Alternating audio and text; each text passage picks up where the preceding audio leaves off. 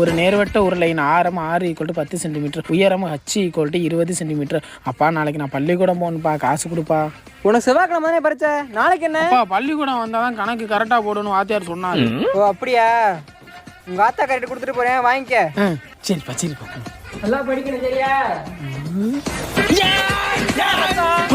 அப்பா அது உனக்கு சொன்னா புரியாதுப்பா. காதல் நீதானா?